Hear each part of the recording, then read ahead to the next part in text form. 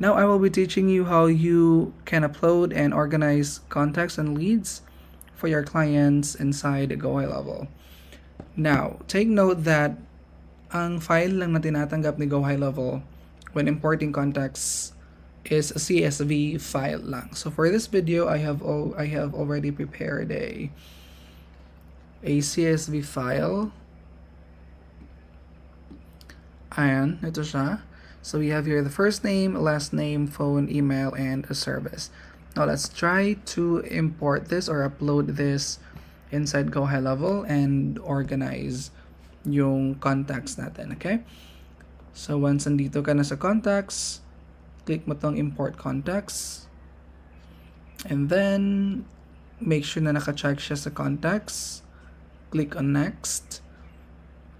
And then pag andito ka na, you can drag that file or you can click to upload, but for the sake of this video, I'll just drag the file.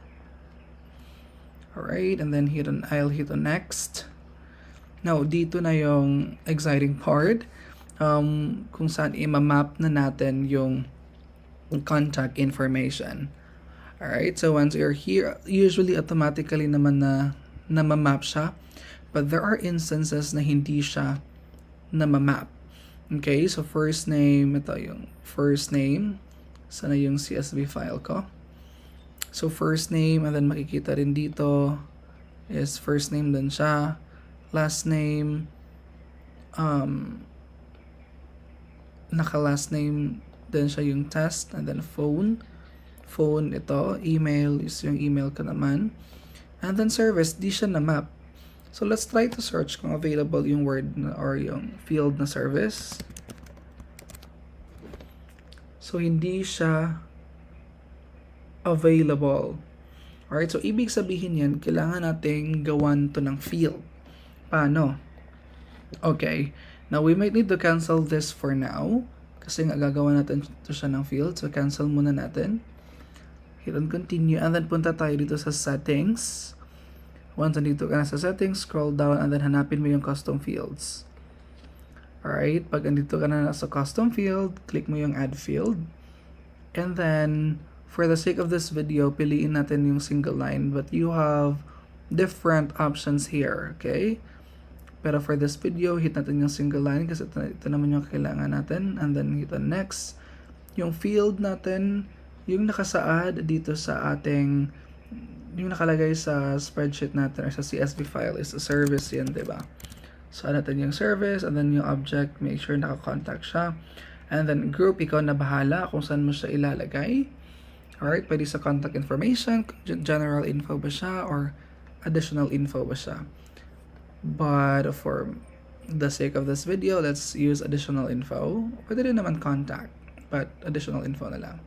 And then hit on save. It says here field added successfully. Now let's go back, go to contacts, and let's import that again. Right, next, and then mapping na tayo.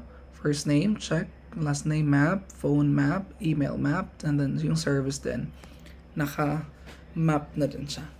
Right, now let's hit on next. And then from here, you have the option to create a smart list for new contacts created by the import. Pag i-check mo to, you will see a contact list later on. But para makita nyo kung ano yung kalabasan niya, check ko muna to. And then let's skip this one for now kasi di ko pa na-discuss kung ano yung workflow. And then you can also add tags to imported contacts. So tags serves as an identifier. So maglalagay tayo ng tags ngayon para makita nyo yung output niya. Ano mangyayari if lagyan natin siya ng tags. So let's hit on add tags. Tapos let's say these are leads. Alright, or a lead na lang. So click mo tong plus. So ibig sabihin yung contact na in-upload mo or in-import, magkakaroon to ng tag na lead. And once you're done, you can actually, once you're done, hit on I confirm all contacts and then start bulk import. So pagkatapos nun, punta ka dito sa bulk actions. So you can see the progress of that import. So as you can see here, sabi dito, it's processing pa 0%. So let's wait for that. Look at the status, and now it says complete. Now let's check. Let's go back to smart lists. So if you can remember kanina, we tick on that option na gumawa ng smart list. Ito yun siya. July 3, 2025 at 5:22 a.m. So, andito ako. Alright, ito yung, yung contact na ginawa natin kanina. So, let's go back to all. And then, so nasa tama na siya. Name is GemTest, phone, yung email, and then when it was created, last activity, and then andito yun, makikita yung tag. So, ganun lang kasimple mag-import and mag-upload ng contact sa loob ng Go High Level. Now, you also have the option to create more smart lists, kagaya nito, by clicking on more filters. And once you're here, let's say, gusto mong i-filter yung mga may email. So, punta ka lang or search mo lang si email, and then click on email, and then email is not empty. So, ibig sabihin may laman yung email niya or may email address siya. Pwede mo rin i-search yung phone, and then, let's say yung phone is hindi rin siya empty. Ayan, and then let's say gusto mong mahanap kung sino yung mga sino yung mga contacts na may tag na lead. Okay, so punta ka dito, search mo lang yung tag. And then tag is, may lalabas na option. So click mo yung lead, hit on apply. And then click mo outside. So as you can see here, di ba dalawa to kanina? So isa na lang kasi ito lang yung contact na may nakalagay na tag na lead. So balik ka dito sa more filters. And then if you want to add more filters, just click on end and then scroll down. Pwede mo ring like i-search agad dito. And then yep, let's also try yung service. Diba may nilagay tayo na service kanina. And then you can have the option na list a service is not empty. And then hit on apply. So, yun. Dito pa rin tayo. So, para gumawa ng smart list, click mo tong save as smart list. And then pangalanan mo yung smart list mo or yung contact list mo. Let's say for this case, gawin natin siyang lead. So, I'll hit on save. And then, andito na siya. So, may all. Dalawa to. Pero if gusto mo na makita yung mga leads, click mo to. So, gumawa ka na or nakagawa ka na ngayon ng isang contact list or ng isang smart list. Yan. And then you can always, change the filters from here.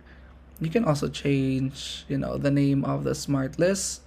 Let's say gusto mo i-change yung pangalan ng smart list na to. Punta ka lang dito sa manage smart list.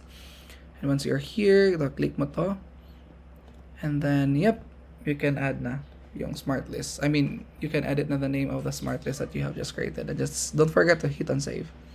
So I think that's it for this video. And if you have any questions, just let me know in the comments below. And I'll try to cover them on my next videos or on the next lessons. We'll try to cover those questions. Okay? That's it for now. And don't forget to answer the quiz after this.